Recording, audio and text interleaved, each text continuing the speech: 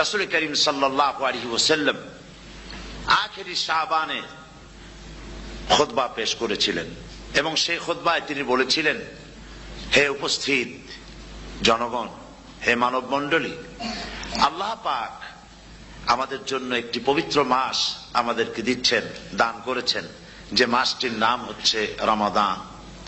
রমাদান হচ্ছে রামদুন, রা মিম দত, রাম ধাতু থেকে উৎপত্তি, এর অর্থ হচ্ছে জ্বালানো, পুড়িয়ে দেওয়া, ভস্ম করে দেওয়া। রমাদান, রমজান মুবারকে যারা নাকি সিয়াম সাধনা করে, আত্মত্যাগ করে, অর্থাৎ তিতিক্ষা, ত্যাগ এবং তিতিক্ষা করে, রমজান মুবারকে আল্লাহ পাক যেভাবে রোজা চান ওইভাবে যারা রোজা রাখে, তাদের সমস্ত গুনাহ সমূহকে আগুন যেমন আবর্জনাকে জ্বালিয়ে দেয়, রোজা যদি সঠিকভাবে কারো হয় তাহলে তার গুনাহগুলিকে এইভাবে জ্বালিয়ে ভস্ম করে দেয়। সুবহানাল্লাহ বিহামদিহি। এই রমজান আমাদের সামনে। আমি আমার আলোচনার শুরুতে আমি আপনাদের খেদমতে আরজ করতে চাই যে মাসটির মধ্যে আমরা প্রবেশ করতে যাচ্ছি, দুটি জিনিস আমাদের সামনে এখন। একটি হচ্ছে আমরা মাহে রমজানকে ইস্তেকবাল করতে যাচ্ছি, মাহে রমজান আমাদের সামনে। দোয়া করে নেই যে আল্লাহ পাক এই পবিত্র রমজানের সম্মান করার মতো তৌফিক আমাদেরকে দান করো, আর যেভাবে রোজা রাখলে পরে তুমি খুশি হও সেইভাবে আমাদেরকে রোজা রাখার তৌফিক দান করো, বলি আমিন। এটি হচ্ছে সর্বশ্রেষ্ঠ মাস আল্লাহ পাক মুসলমানদের জন্য দান করেছেন। আবারও বলি আলহামদুলিল্লাহ। কোরআন শরীফের মধ্যে আল্লাহ সমস্ত ইবাদতের কথা বলেছেন, কিন্তু ডিটেইলস আলোচনা করেন নাই। হজ করতে হবে, কিন্তু উকুফে আরাফা করতে হবে, রমিয়ে হিজার করতে হবে, রমিয়ে জিবার করতে হবে, তারপরে 7 বার তাওয়াফ করতে হবে, সাফা মারওয়া সাই করতে হবে। এগুলি কিন্তু কোরআন শরীফে আসে নাই, ডিটেইলস আসে নাই। নামাজ পড়তে হবে, কিন্তু জোহরে কয় রাকাত, আসরে কয় রাকাত, মাগরিবে কয় রাকাত, এই রাকাতগুলি কিভাবে বিন্যস্ত করতে হবে কোরআন শরীফে তা আসে নাই, বর্ণনা করা হয়নি। যাকাত দিতে হবে, কিন্তু কত টাকা হলে কত টাকা দিতে হবে, কত মন ধান হলে কতটুকু দিতে হবে, কত ছাগল হলে, কত গরু হলে, কত পরিমাণ সোনা হলে, কত পরিমাণ রৌপ্য মজুদ থাকলে যাকাত দিতে হবে, এর বিস্তারিত বিবরণ কোরআন শরীফে আসে নাই। চিন্তা হতে পারে যে তাহলে এগুলো আমরা পাইলাম কই?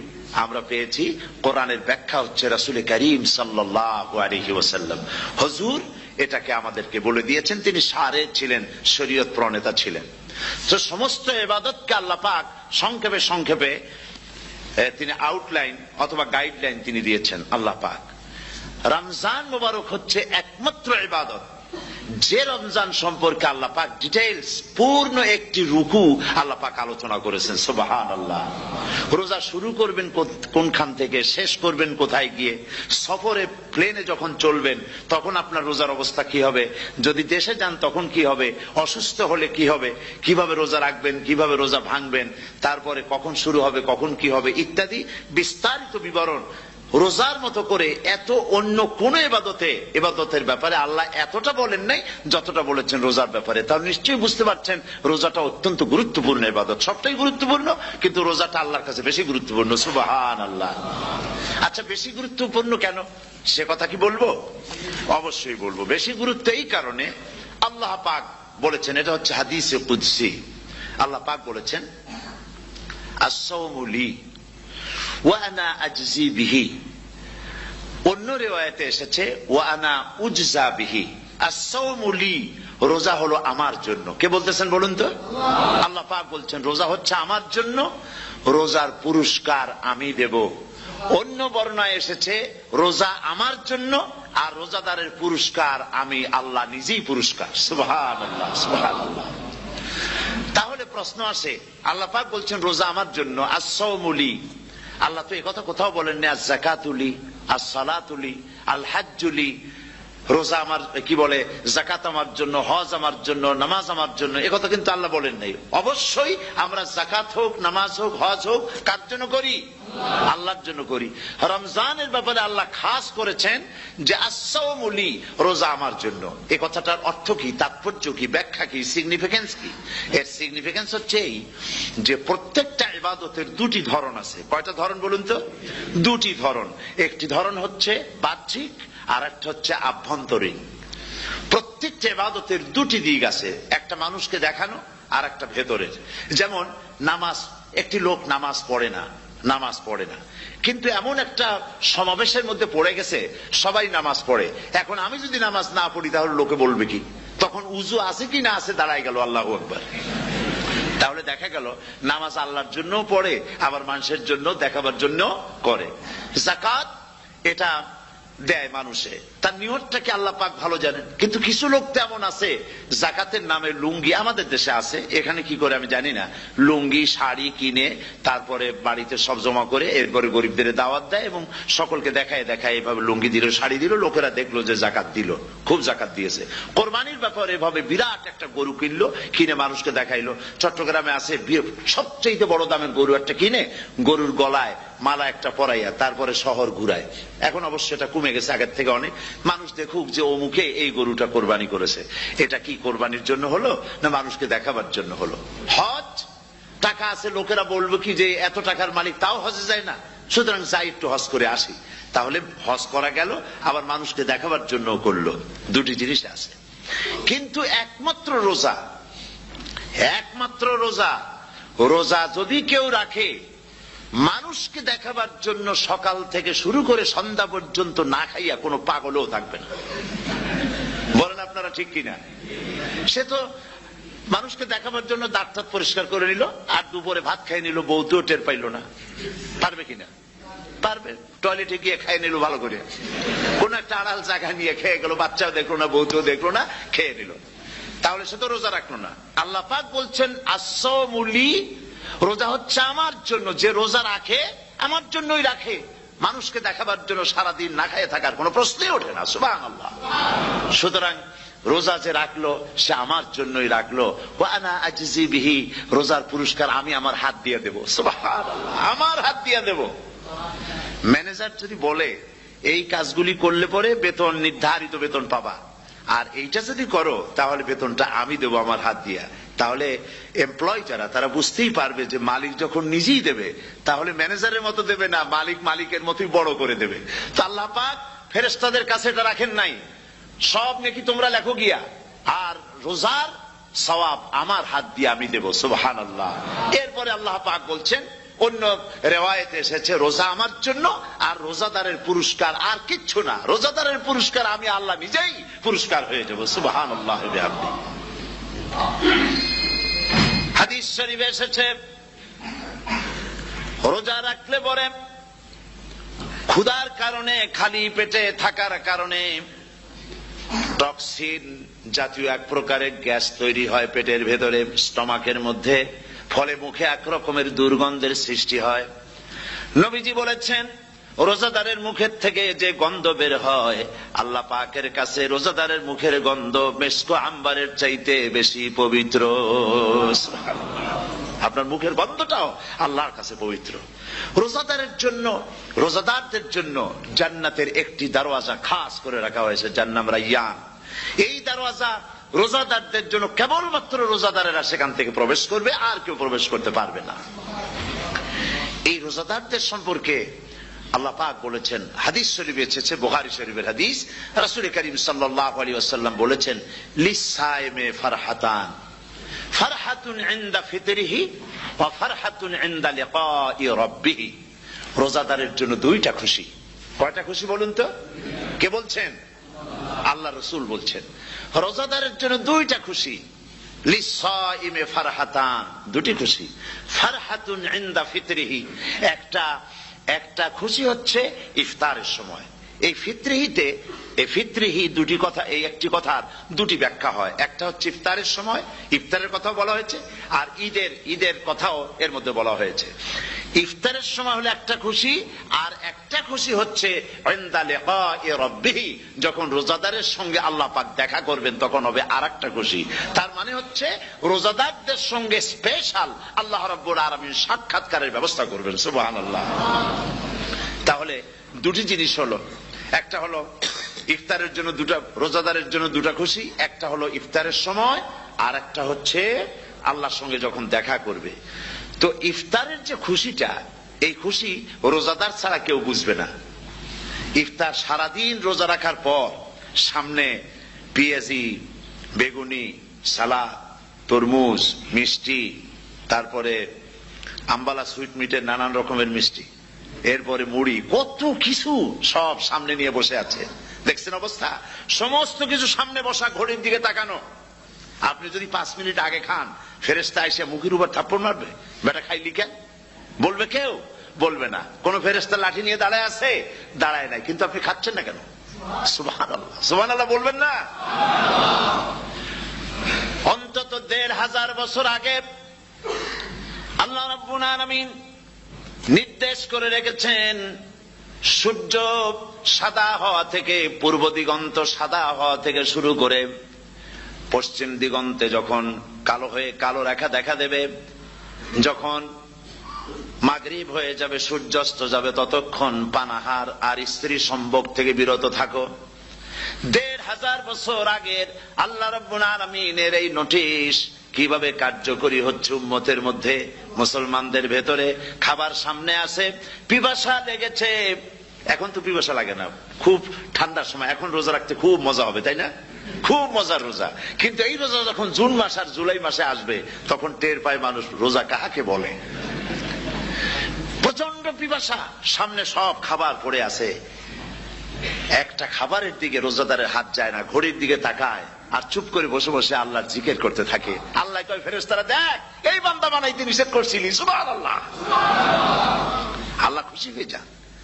রোজাদার অপেক্ষা করতে থাকে, ঠিক যখন কাটায় কাটায় সময়টা এসে গেছে, তখন আল্লাহর নাম করে খুরমা দিয়ে, পানি দিয়ে ইফতার শুরু করে দিল।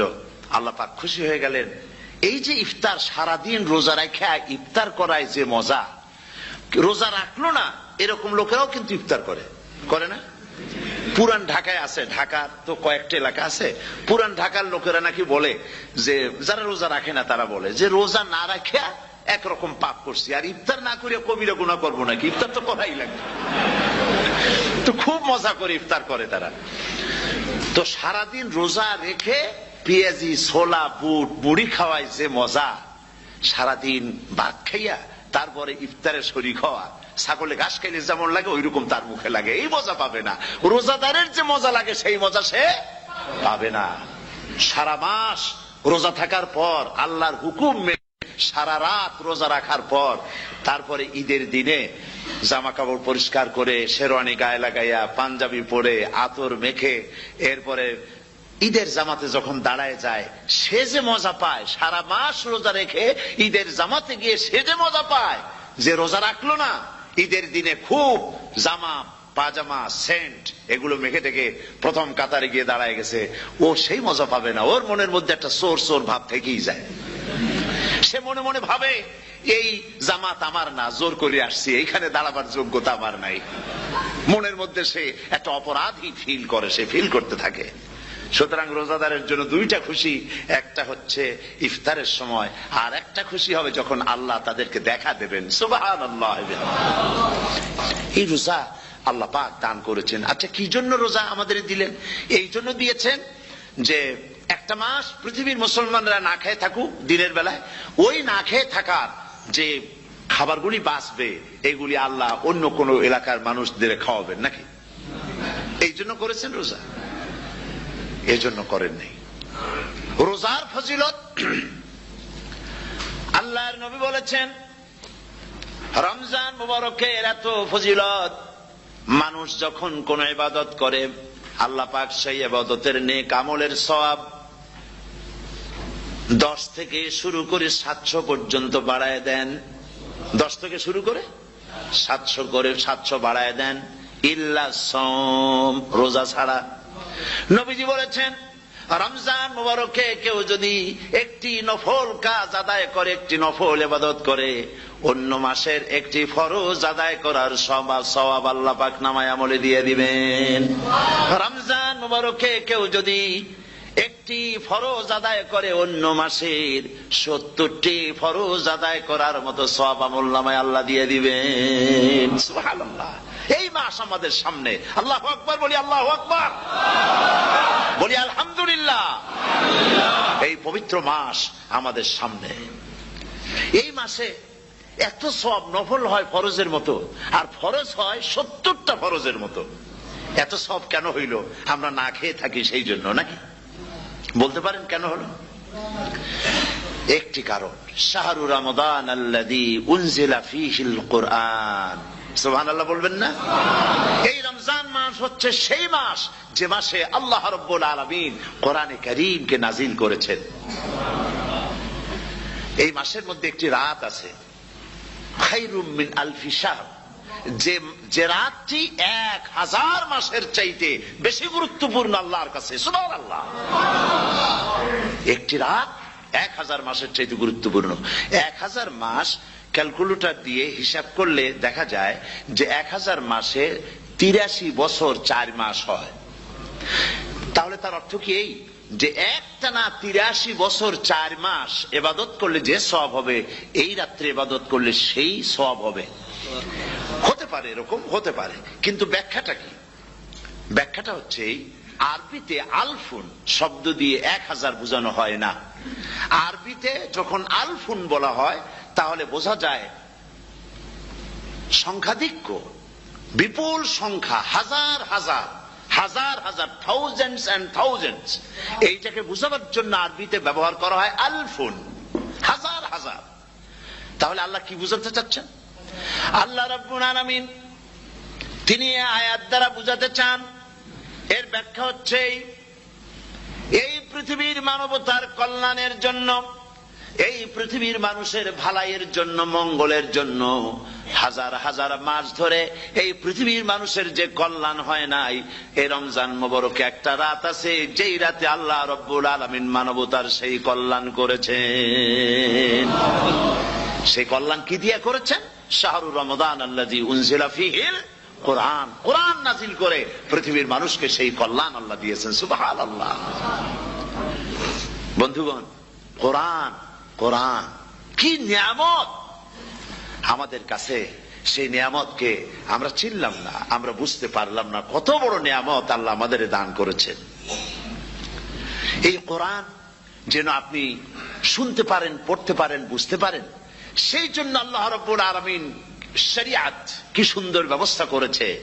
কোরআন শোনার জন্য রমজান মুবারকে তারাবিহের নামাজের ব্যবস্থা করা হয়েছে। সুবহানাল্লাহ, সুবহানাল্লাহ।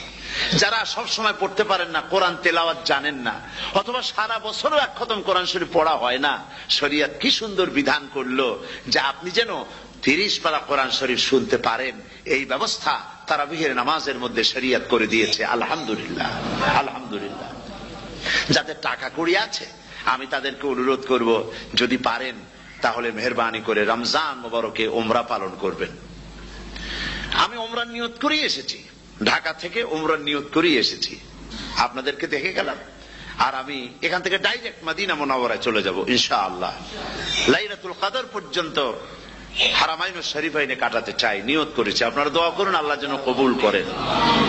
কি মজা যখন আপনি হারামাইনুশ শরীফাইনে যখন তেলাওয়াত শুনবেন, আপনার কাছে মনে হবে যেন কোরআন শরীফ নাজিল হতেছে। সুবহানাল্লাহ। সেখানে তো নামাজের পরে হাত তুলে মোনাজাত করা হয় না, শুধুমাত্র রমজান মুবারকে বেতেরের নামাজের মধ্যে ইমাম সাহেব হাত তুলে মোনাজাত করেন। গত বছর রমজান মুবারকের লাইলাতুল কদরে আমি ছিলাম, গত কয়েক বছর ধরে আল্লাহ যাওয়ার তৌফিক দিয়েছেন দয়া করে। সেখানে লাইলাতুল কদরে পত্রিকাগুলি লিখেছে 30 লাখের উপরে লোক ছিল মক্কা শরীফের, হারাম শরীফে 30 লাখের উপরে। যখন তেলাওয়াত হচ্ছে, মোনাজাত করতেছেন ইমাম সাহেব কাঁপতেছেন, মোনাজাত করতেছেন, কাঁদতেছেন, আর গোটা হারাম জুড়ে কান্নার রোল পড়ে গিয়েছে। কিভাবে কাঁদতেছেন! সারাদিন মানুষ রোজা রেখে তারপরে ইফতার করতে যখন বসে, আমি সেই জান্নাতের কথা কেমনে আপনাদের বুঝাবো? রসগোল্লা কেমন লাগে বক্তৃতা দিয়ে 6 ঘন্টা বক্তৃতা দিয়েও বুঝানো যাবে না। যদি মুখের মধ্যে ঢুকাইতে পারি তাহলে বুঝবেন যে মজাটা কি। এটা তো আমি বুঝাইতে পারবো না কি মজাটা লাগে। সারাদিন রোজা রাখার পর সমস্ত লক্ষ লক্ষ মুসল্লিরা বসে আছে মক্কা শরীফে, কাবা শরীফ সামনে, এখানে বসে আছে। রোজাদারের সামনে আছে জমজমের পানি আর মদিনা মুনাওয়ারার খুরমা। আল্লাহর ঘর সামনে, জান্নাতের থেকে আর কাকে বলে! সুবহানাল্লাহ। আর মসজিদে নববীর ভিতরে মদিনার আকর্ষণ কাশাস আলাদা। মদিনা শরীফের আপনাকে যদি পাইয়া যায় কোন আরব, কোন মাদানী, আপনারা ছাড়বেই না, আদর করে পাশে বসাবে, তোমারে আমি এই জিনিস খাওয়াবো, এইটা দিয়ে ইফতার করাবো, আমার কাছ দিয়ে তুমি উঠতেই পারবে না। আপনাকে জোর করে বসায় দিবে মসজিদে নববীতে রিয়াদুল জান্নাহ রাসূল করিম সাল্লাল্লাহু আলাইহি ওয়াসাল্লামের কবর শরীফের কাছে বসে আপনি ইফতার করতেছেন, কত বড় নসিব। সেই জন্য আমি বলি হলিডে করার জন্য আমেরিকা, সিঙ্গাপুর, হাবিজাবি এই সমস্ত ঘুরে কোনো লাভ নাই। হলিডে করতে চান রমজান মুবারকে চলে যান হারামাইন শরীফাইন, মদিনা আল মুনাওয়ারা, মক্কা আল মুকাররমা, কপাল খুলে যাবে, জিন্দেগীর সমস্ত গুনাহ খাতা আল্লাহ পাক maaf করে দিবেন। রাসূল করিম সাল্লাল্লাহু আলাইহি ওয়াসাল্লাম বলেছেন রমজান মুবারকে যে উমরা করলো সেজন্য হজ আদায় করলো। সুবহানাল্লাহ। অন্য রিওয়ায়াতে এসেছে যে ব্যক্তি রমজান মুবারকে উমরা করলো সেজন্য আমার সাথে হজ আদায় করলো। সুবহানাল্লাহ। তো বলতেছিলাম যে কোরআনে কারীম হচ্ছে একটি বিরাট নিয়ামত, এই নিয়ামত শোনানো হয় রমজান মুবারকে। আমি এবার এসে খুব খুশি হলাম একথা শুনে যে ইস্ট লন্ডন মসজিদ তারা একটা ব্যবস্থা করেছে, সুন্দর একটা রেডিও তারা আবিষ্কার করেছে। না কি করছেন আপনারা? ট্রান্সমিটার তৈরি করেছেন। ওনারা ওখানে রেডিও বিক্রি করেন, আপনারা বহুটা খরচ করেছেন, তারা হাজার হাজার পাউন্ড খরচ করে টাওয়ার বানিয়েছেন এবং একটা ফ্রিকোয়েন্সি তারা নিজেরা নিয়েছেন, আর রেডিওগুলি 125 পাউন্ড করে ওনারা দিচ্ছেন খরচ হিসেবে। এটা যারা নিয়ে যায় ঘরের মধ্যে বসে তারাবিহের তেলাওয়াত তারা শুনতে পাবেন। মহিলারা অনেক সময় আসতে পারেন না, মহিলারা ঘরে বসে শুনতে পারবেন। ওই ইস্ট লন্ডন মসজিদে যত ওয়াজ হবে, তেলাওয়াত হবে, নামাজ হবে, আজান হবে, ওয়াজ হবে, জিকির হবে, সব আপনার ঘরে বসে আপনি শুনতে পারবেন। আল্লাহ রাব্বুল আলামিন এই ইকদামকে, এই পদক্ষেপকে আল্লাহ কবুল করুন, সবাই বলেন আমিন। এবং প্রত্যেকের ঘরে ঘরে এই রেডিও পৌঁছে যাক, আমরা বলি আমিন। আল্লাহ যেন কবুল করেন। আপনি ঘরে বসে মসজিদের সমস্ত প্রোগ্রাম পেতে পারবেন। আর কি সুন্দর সেখানে যিনি তেলাওয়াত করেন, আজান দেন, আলহামদুলিল্লাহ, তার আজান শুনলে পরে তো মনে হয় যে আমি মক্কা শরীফে চলে গেছি, মদিনায় চলে গেছি। আর তেলাওয়াত কত সুন্দর, আলহামদুলিল্লাহ। আল্লাহ তার প্রতি রহম করুন, আমরা বলি আমিন। সুতরাং বলতেছিলাম যে পবিত্র রমজানুল মুবারক এটি কি জিনিসটা, কি জিনিসটা বুঝাবার জন্য আমি বলি, যেমন এই ঘড়িটা এটা কেনার পর 2-1 বছর পর এটা ফাস্ট হয় অথবা কি হয়, স্লো হয়ে যায়। তখন এটাকে সারার জন্য আমরা হসপিটালে দেই। হসপিটাল মানে লন্ডন হসপিটাল না, ঘড়িরও হসপিটাল আছে। তো ঘড়ির হসপিটালে দিলাম, ওরা এটাকে দেখে শুনে ওয়াইলিং করে টরে দিল ঠিক মতো। একবার যদি ঠিক করে দিল, আবার আমার 1-2 বছর চললো, আর কোনো ডিস্টার্ব করবে না, ঠিক কিনা? আপনার গাড়ির ইঞ্জিন যদি কোন রকমের অসুবিধা করে, তাহলে গাড়ির ইঞ্জিনকে ওভারহোলিং করতে হয়, ইঞ্জিন ডাউন দিতে হয়। একবার যদি ইঞ্জিন ডাউন দিলেন, ওভারহোলিং করলেন, তাহলে আপনার এই গাড়ি 5-6 বছরের জন্য আর হাত দিতে হবে না। এই কথাগুলি বুঝতে পারছেন কিনা? সারা জীবন, সারা মাস অন্যায় করার পরে, গুনাহ করার পরে মানুষের অন্তঃকরণে কালিমা লেগে যায়। আল্লাহ রাব্বুল আলামিন রমজান মুবারকের একটা ব্যবস্থা করেছেন, ইঞ্জিন ওভারহোলিং এর মতো, ইঞ্জিন ডাউন দেওয়ার মতো। আপনার কালকে, আপনার আত্মাকে, আপনার বিবেককে, আমার বিবেককে পরিষ্কার করার জন্য রমজান মাস করে দিয়েছেন। রমজান মুবারকের একটি মাসের কোর্স যদি কমপ্লিট করা যায়, তাকওয়া দিয়া যদি ভরে দেওয়া যায়, তাহলে বাকি 11 মাস আরামসে চলবে, কোনো অসুবিধা হবে না। নবীজি বলেছেন রমজান মুবারকে মাস আসার সঙ্গে সঙ্গে আল্লাহ রাব্বুল আলামিন তিনি জান্নাতের সমস্ত দরজাগুলি খুলে দেন, আর জাহান্নামের সব দরজাগুলি আল্লাহ রাব্বুল আলামিন বন্ধ করে দেন। সুবহানাল্লাহ। আর শয়তানকে শৃঙ্খল দিয়ে বেঁধে ফেলা হয়, শিকল দিয়ে শয়তানরা বান্ধা হয়ে যায়। এই হাদিসটা যখনই শোনাই বিভিন্ন জায়গায়, লোকেরা বিভিন্ন জায়গায় প্রশ্ন করে, হুজুর কোন তো যে শয়তানরে বান্ধতে হয়, কিন্তু রমজান মাস হতো লোকেরা মদ খায়, মিথ্যা কথা কয়, তাহলে শয়তান বান্ধা থাকলো কেমনে? আমি বলি দেখেন, এর ব্যাখ্যা আছে। এর ব্যাখ্যা হলো এই, কোন কোন ঘড়ি আছে একবার চাবি দিলে 6 মাস চলে, আর একবার চাবি দিলে 2 বছর চলে, আবার চাবি দিলে লাইফ চলে যায়। এরকমের ঘড়িও আছে। কোন কোন মানুষের শয়তানে এমন চাবি দিছে যে চাবিতে 6 মাস চলে, কোনটায় 10 মাস চলে, কোনটায় বছর চলে। রোজার মাসেও যারা গুনাহ করে, শয়তানে এমন চাবি দিছে যে রোজার মাসেও বন্ধ হচ্ছে না। এরা শয়তানের খপ্পরে পড়ে গেছে। আল্লাহ এই চাবি থেকে মুসলমানদেরকে হেফাজত করুন, বলি আমিন। জোরে বলেন আমিন। শয়তান থেকে পানাহ কেউ দিতে পারে না, কোন গভর্নমেন্ট পারবে না। ব্রিটিশ গভর্নমেন্ট পারবে নাকি? American government? কেউ পারবে না। শয়তান থেকে পানাহ দিতে পারে কেবলমাত্র কে? ওই আল্লাহ রাব্বুল আলামিন আমাদেরকে শিখায় দিয়েছেন শয়তানের ওয়াসওয়াসা থেকে আমার কাছে পানাহ চাও। আউযু বিল্লাহি মিনাশ শাইতানির রাজীম। বিতাড়িত মরদুদ শয়তানের ওয়াসওয়াসা থেকে পানাহ চাই, আল্লাহর কাছে পানাহ চাও। আল্লাহ পাক বলেন আমি পানাহ দিতে পারি শয়তানের ওয়াসওয়াসা থেকে। শয়তান থেকে আশ্রয় একমাত্র সিকিউরড, নিরাপত্তা পেয়েছেন আল্লাহর পয়গম্বরেরা। সুবহানাল্লাহ। আম্বিয়া আলাইহিমুস সালাম তারা আল্লাহ কর্তৃক নিয়ন্ত্রিত। শয়তানের ক্ষমতা নাই পয়গম্বরদের কাছে যাওয়া। চতুর সীমানার ভেতরে শয়তান প্রবেশ করে কোন নবীকে ওয়াসওয়াসা দিতে পারবে না। বলি সুবহানাল্লাহ। এই জন্য শয়তান থেকে বেঁচে যাওয়া, শয়তানের ওয়াসওয়াসা থেকে বাঁচা খুবই কঠিন। সেই জন্য আল্লাহ পাক বলছে শয়তানকে বেঁধে রাখা হয়, জান্নাতের সমস্ত দরজা খোলা, জাহান্নামের সমস্ত দরজা বন্ধ হয়ে যায়। এই নিয়ামতের মাস আমাদের সামনে। প্রত্যেকটি যখন কোন ওয়ার্কশপ হয় তো ওয়ার্কশপের জন্য এক একটা কি বলে সিলেবাস থাকে। রমজান মুবারক একটা ওয়ার্কশপ। এই ওয়ার্কশপের মধ্যে একটা সিলেবাস আছে, সেই সিলেবাসের নাম হচ্ছে কোরআন। কোরআন কোরআন কোরআন নাজিলের মাসে আমরা কি কোরআন তেলাওয়াত করি? বলেন। রোজা হচ্ছে, হাদিস শরীফের মধ্যে বলা হয়েছে আস-সাওমু জুন্নাহ, রোজা হচ্ছে ঢাল। রোজা কি কন্ত? ঢাল। বোঝেন তো ঢাল কি? প্রোটেক্টর। আপনি জিহাদের ময়দানে, যুদ্ধের ময়দানে নিরাপত্তার জন্য, বাইরের থেকে আক্রমণকে ফিরাবার জন্য কি ব্যবহার করেন? ঢাল ব্যবহার করেন। রোজা হচ্ছে ঢাল। শয়তানের সমস্ত আক্রমণ থেকে বাঁচার জন্য রোজা হচ্ছে ঢাল। রোজার দিনে কেউ যদি আপনার সাথে ঝগড়া করে তাহলে রাসূল বলেছেন তুমি বলো, তুমি ঝগড়ায় প্রবৃত্ত হবে না। তোমার সাথে যদি কেউ ঝগড়া করে তুমি বলবে ইন্নী সাইম, আমি রোজাদার। আমি তোমার মতো ঝগড়া করতে আমিও পারি, আমি তোমার মতো গালাগালি দিতে পারি, কিন্তু আমি দেব না, ঝগড়াও করব না, গালিও দেব না, মারামারিও করব না, কারণ আমি রোজাদার। সুবহানাল্লাহ। রোজা আপনাকে গুনাহ থেকে বাঁচায় দেবে। দেখেন রোজা কিভাবে গুনাহ থেকে বাঁচায়। মিথ্যেবাদী, মিথ্যেবাদী সারাক্ষণ মিথ্যে কথা বলে, কিন্তু রোজার মাস আসছে। এখন মিথ্যাবাদী যারা, তাদের ঘনিষ্ঠ লোকদের কাছে শুনেছি যে তারা বলে যদি কোনো লোক দিনের বেলা আইসা যায় আর এমন কথা, যে কথা বলতে গেলে মিথ্যা বলা ছাড়া উপায় নাই তার জন্য, সে তখন বলে ভাই তুমি তো অসময় আসছো, এখন আমি খুব ব্যস্ত, আই এম ভেরি বিজি, তুমি রাত্রে আসো। কথা বুঝতে পেরেছেন তো? রোজা হচ্ছে কি? রোজাটা কি বলে? ঢাল। কোন মেয়ে লোকের দিকে চোখ পড়লো, আহা আমি তো রোজাদার, চোখকে সাথে সাথে নিচে নামায় ফেললো। গানের আওয়াজ আসলো, আমি তো রোজাদার, সে গানটা শুনলো না। কাজী সমস্ত গুনাহ থেকে বাঁচার জন্য রোজা একটা বিরাট হাতিয়ার। সুবহানাল্লাহ। এই মাসে আল্লাহ রাব্বুল আলামিন এই মাসটা, এই রোজাটা কেন দিয়েছেন? লাআল্লাকুম তাত্তাকুন। ইয়া আইয়ুহাল্লাযীনা আমানু কুতিবা আলাইকুমুস সিয়ামু কামা